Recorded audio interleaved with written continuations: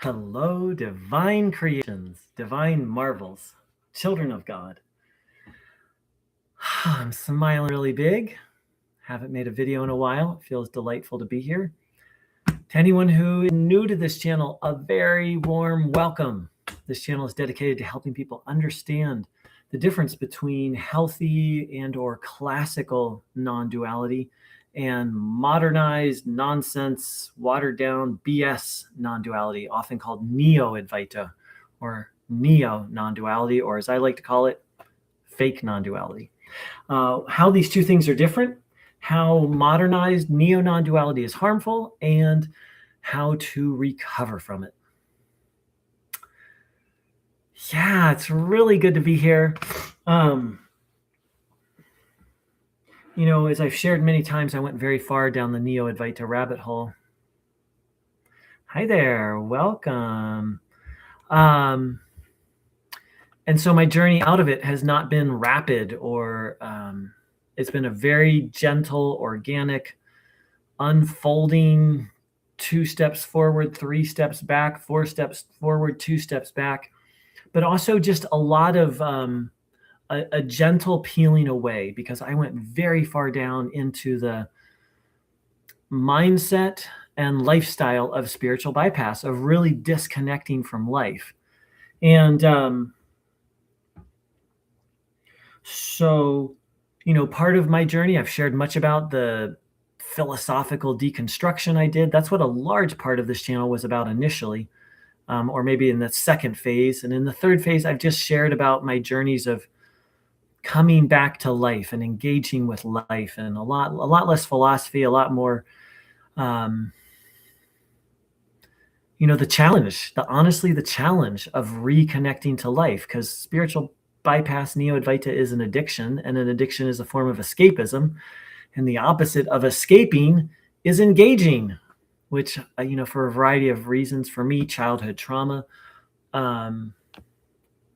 that I didn't want to engage. And I still struggle to engage somewhat, just so much more engagement and relationship and activity and connection and participation. But, part of me just wants the comfortable, be by myself and zone out thing. But luckily I'm doing less and less and less of that, and none of that through a Neo-Advaita lens.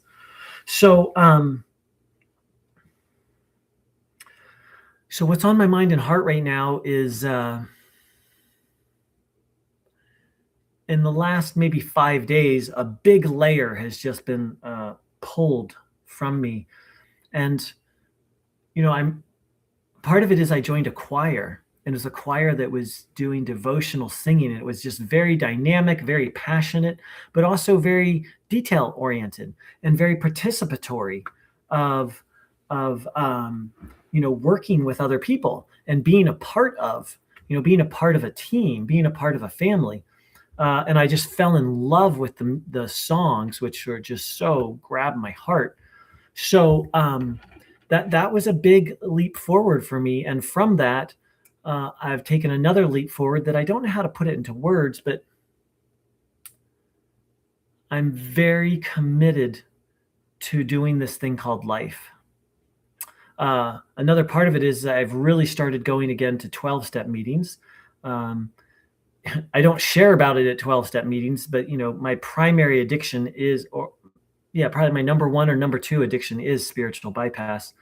But just the process of re-engaging with community, getting to know people, really committing to showing up. There's one meeting where I've committed to show up, and if I don't show up, people will reach out to me and be like, hey, are you okay? Like, I formed a bond with a group of people. I've also got some really sweet one-on-one, relationships and bonds happening in my life. So in the last 3 months, really, with the choir, with going back to 12-step meeting, with forming some really deep relationships in my life, I'm really engaging with life in many, many new ways. So I see your comment there. I'll get to it in one moment. Well, not one moment, a couple of moments. And then in the last couple of days, I did a lot of deconstruction of my religious upbringing, which of course was, well, not of course, but it was Protestant Christian, which is very much what they call pie in the sky theology, very much not focused on this life and really seeing this life as sacred. And then my whole journey through spiritual bypass and Neo-Advaita. And a couple days before Christmas, I literally spent like 3, 4, 5 hours, like really diving into it, really deconstructing it, telling my whole story to a being. And coming out on the other side, I just feel so much lighter and so much more committed to life.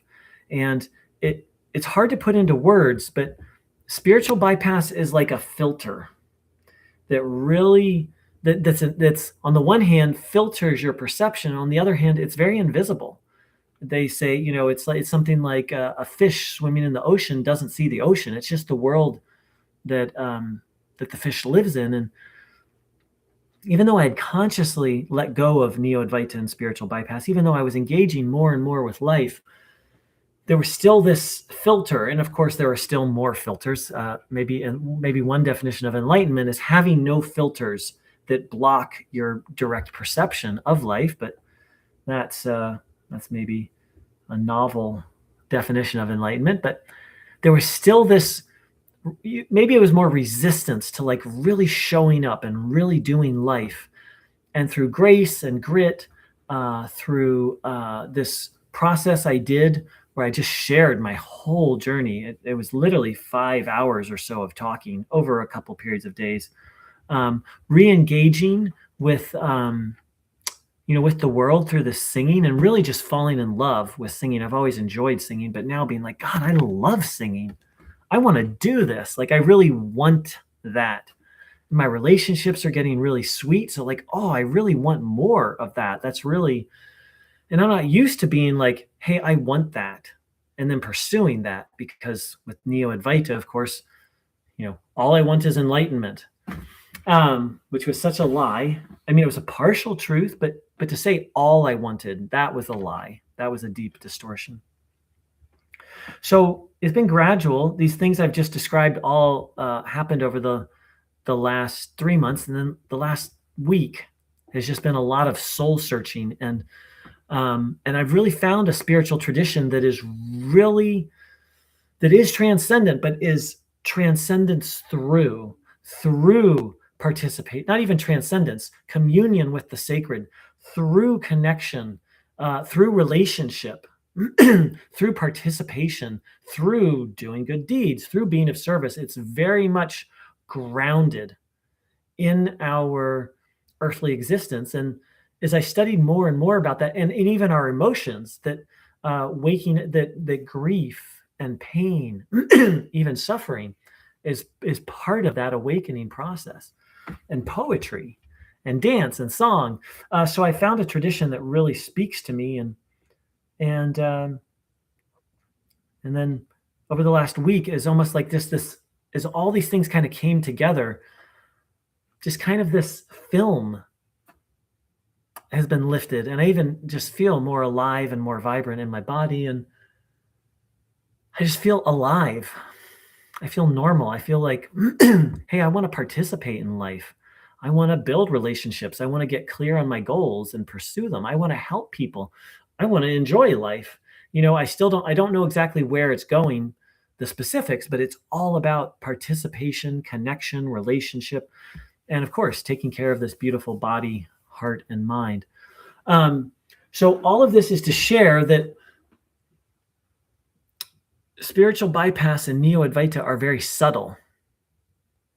I've been deconstructing it since 2019, and we're about to hit 2026. And I've been doing it for, what is that, 7 years now, or about 7 years now, and just another huge layer has left. So I share this just to share my experience, to also encourage people to, as they say in Latin, there's a beautiful expression, festina lente, hurry slowly. That it can, for some of us, it can be a very ongoing, arduous, long process. And it's like, do it, do the work, and be gentle with yourself. Neo-Advaita completely reprogrammed us to what is the meaning of life? What is the state of the universe? What are we? It falsely defined what is God, although it doesn't use, more like what is the supreme? What is the fundamental nature of reality? It gave us false definitions of this. Then for me, for over 25 years, I lived based on those false definitions. So it truly is a brainwashing, as in the sense of cleansing. Neo-Advaita brainwashed me, and now I'm brainwashing and nervous system washing and heart washing and exploring what is the way to live that's harmonious for me. So I could say more on that, but I think I said what I wanted to say. And now we have a comment from Jorg Holland. Oh, okay, cool. CCVTTC. Thank you so much, Jorg. I think I know her, but I will check. If she has dreadlocks, I know her, but it might be time for her and I to collab. We've chatted once or twice by email. I'm going to look her up real quick. If anyone else has any questions or comments, please do put them in.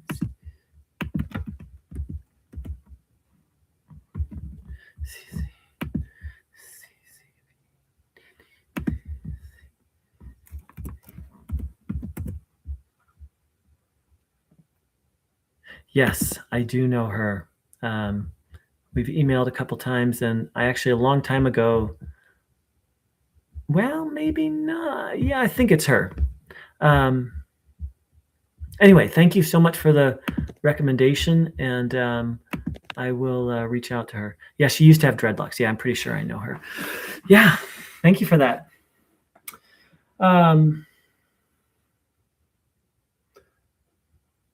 So what it took me almost 10 minutes to try and say is, through the process of re-engaging with life in all these different ways and letting go of, it was unconscious, but letting go of, I guess, this attachment to the escapism, another layer of attachment to the escapism of Neo-Advaita, of spiritual bypass.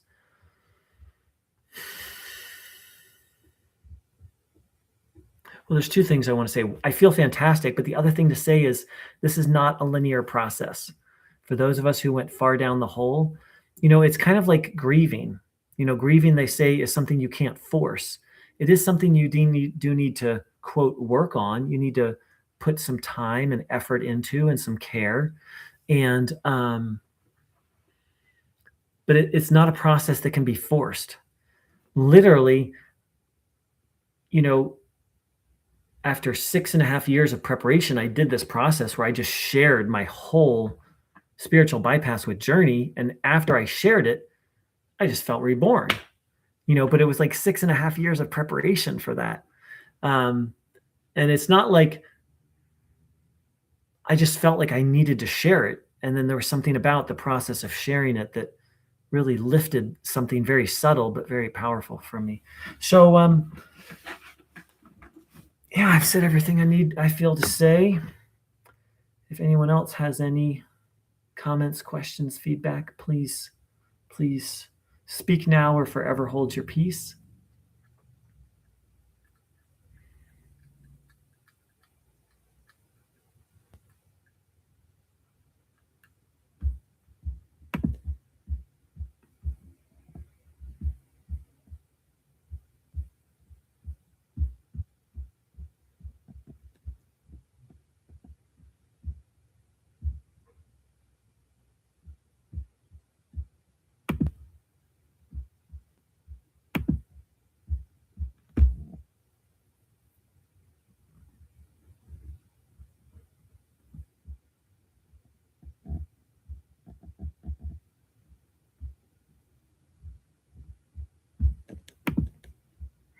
All right, beautiful beings. Thank you so very much for dropping by.